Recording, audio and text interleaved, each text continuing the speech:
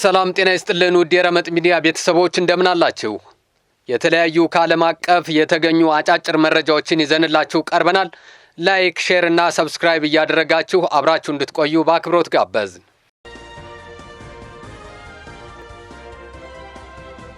ወደ መረጃው እናልፋለን።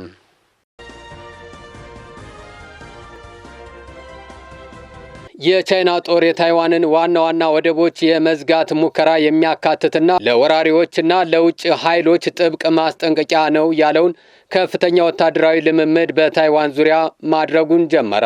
ዛሬ ሰኞ የተጀመረው ይህ የቀጥታ ተኩስ ልምምድ የአየር ኃይል፣ የባህር ኃይልና የሮኬት ወታደሮችን ያሳተፈ ሲሆን የታይዋን መከላከያ ኃይል የአጸፋ መልስ ለመስጠት ወታደሮቹንና የጦር መሳሪያዎቹን በተጠንቀቅ እንዲያሰማራ አስገድዶታል ተብሏል።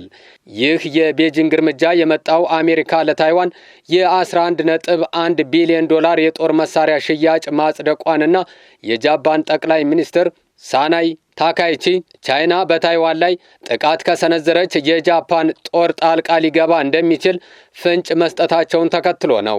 ቤጂንግ ታይዋንን የራሷ ግዛት አካል አድርጋ የምትቆጥር ሲሆን አስፈላጊ ከሆነ በኃይል እንደምትቆጣጠራት ስትገልጽ ቆይታለች።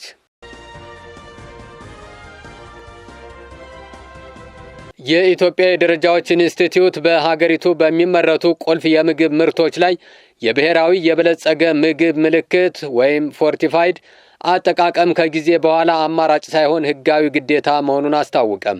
ውሳኔው በተለይም በስንዴ ዱቄት፣ በምግብ ጨውና በምግብ ዘይት አምራቾች ላይ ተፈጻሚ የሚሆን ሲሆን ዓላማውም የህብረተሰቡን ጤና መጠበቅና የተመጣጠነ ምግብ እጥረትን መቅረፍ መሆኑ ተገልጿል።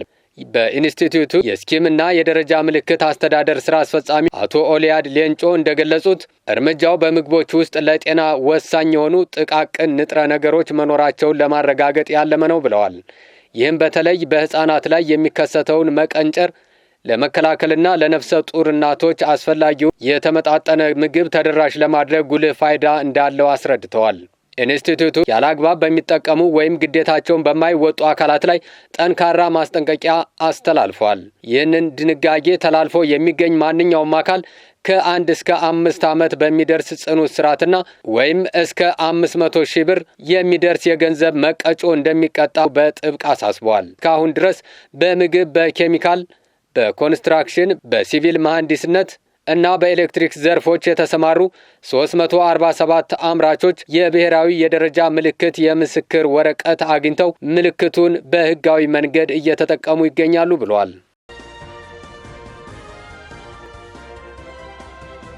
በማዕከላዊ ኢትዮጵያ ከ3.4 ቢሊዮን ብር በላይ በሆነ በጀት እየተገነባ የሚገኘው የመንገድ ፕሮጀክት አፈጻጸሙ ዝቅተኛና የህዝብ ቅሬታ ያለበት መሆኑ ተገለጸ።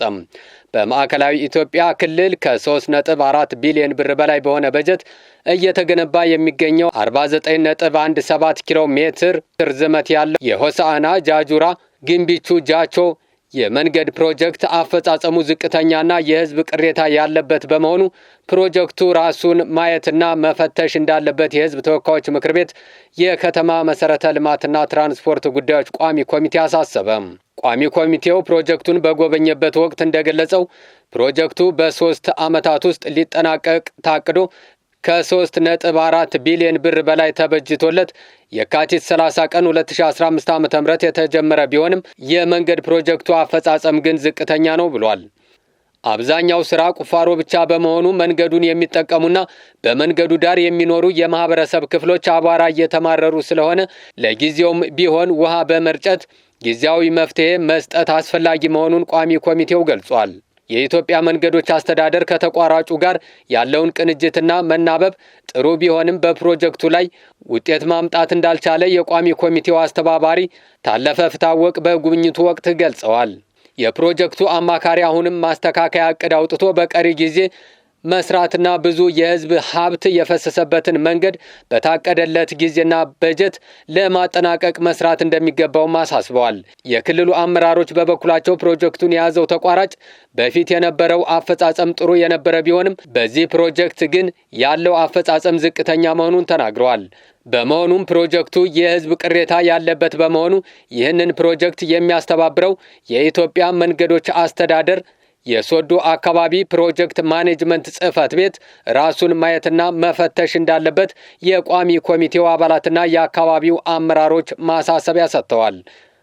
በኢትዮጵያ መንገዶች አስተዳደር የሶዶ አካባቢ ፕሮጀክት ማኔጅመንት ጽሕፈት ቤት ምክትል ስራ አስኪያጅ ተመስገን አሸናፊ በበኩላቸው የመንገድ ፕሮጀክቱ የ28 ኪሎ ሜትር የመሰረት ንጣፍ የተሰራለት መሆኑን ገልጸው የፕሮጀክቱ ጠቅላላ አፈጻጸም 38 በመቶ መድረሱን ተናግረዋል። በቀጣይ ፕሮጀክቱን በፍጥነት ለማጠናቀቅ እየተሰራ መሆኑንም ምክትል ስራ አስኪያጁ ገልጸዋል። የመንገድ ፕሮጀክቱ የካቲት 29 ቀን 2018 ዓ.ም የሚጠናቀቅና የ79 ሚሊዮን ብር የዋጋ ማስተካከያ እንደተደረገበት ከፕሮጀክት ማኔጅመንት ጽሕፈት ቤት ያገኘውን መረጃ ጠቅሶ የሕዝብ ተወካዮች ምክር ቤት በማህበራዊ ትስስር ገጹ ባወጣው መረጃ ገልጿል።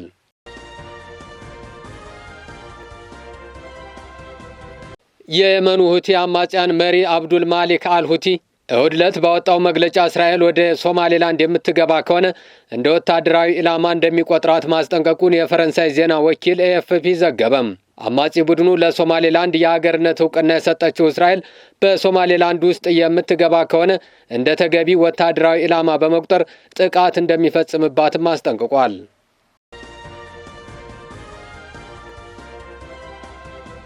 ኢትዮ ቴሌኮም የ23 በመቶ አማካኝ የዋጋ ማስተካከያ ማድረጉን አስታወቀም። ኢትዮ ቴሌኮም ለሚዲያ አካላት በላከውና ለደንበኞቹ በተለያዩ ማህበራዊ ገጾች ባሰራጨው መግለጫ በአሁኑ ወቅት ያለውን ማክሮ ኢኮኖሚያዊ ሁኔታ ታሳቢ በማድረግ የአገልግሎት ጥራትን በዘላቂነት ለማስጠበቅ የታሪፍ ማሻሻያ ማድረግ አስፈላጊ ሆኖ ተገኝቷል ብሏል። እናም የአገልግሎት ጥራትን በዘላቂነት ለማስጠበቅና የቴክኖሎጂ አቅሙን ለማሳደግ የሚያስችል ስትራቴጂካዊ የታሪፍ ማስተካከያ በዛሬው ዕለት ይፋ አድርጓል። በዚህም መሰረት ኢትዮ ቴሌኮም በአማካይ የ23 በመቶ የዋጋ ጭማሪ ማድረጉን አስታውቋል። ይህ ማስተካከያ የደንበኞችን ተጠቃሚነት ለማረጋገጥ እንዲቻል 3 አበይት ነጥቦችን ማካተቱንም የጠቆመ ሲሆን እነዚህም የቴሌብር ልዩ ስጦታ ማዕቀብ በቴሌብር በኩል ጥቅል ሲገዛ የነበረው የ10 በመቶ ቅናሽ ወደ 20 በመቶ ከፍ እንዲል ተደርጓል። ዋጋቸው ያልተቀየሩ ጥቅሎች በርካታ ደንበኞች የሚጠቀሙባቸው 38 የተለያዩ ጥቅሎች ላይ ምንም አይነት የዋጋ ጭማሪ አልተደረገም ተብሏል። ዲጂታል አካታችነትን ለማስቀጠል ዝቅተኛ ገቢ ያላቸው የህብረተሰብ ክፍሎች የሚጠቀሙባቸው የ1 ብር፣ የ2 ብር፣ የ5 ብር እና የ1 ሰዓት ጥቅሎች ባሉበት እንዲቀጥሉ ተወስኗል። ኢትዮ ቴሌኮም የዋጋ ጭማሪ ለኢትዮጵያውያን የዲጂታል አገልግሎት ተጠቃሚነት ቀጣይነት እንዲሁም የሀገሪቱን አካታች የዲጂታል ኢኮኖሚ ግንባታ የሚያፋጥን እንዲሆን በማሰብ ተመጣጣኝ እንዲሆን ማድረጉን ገልጿል።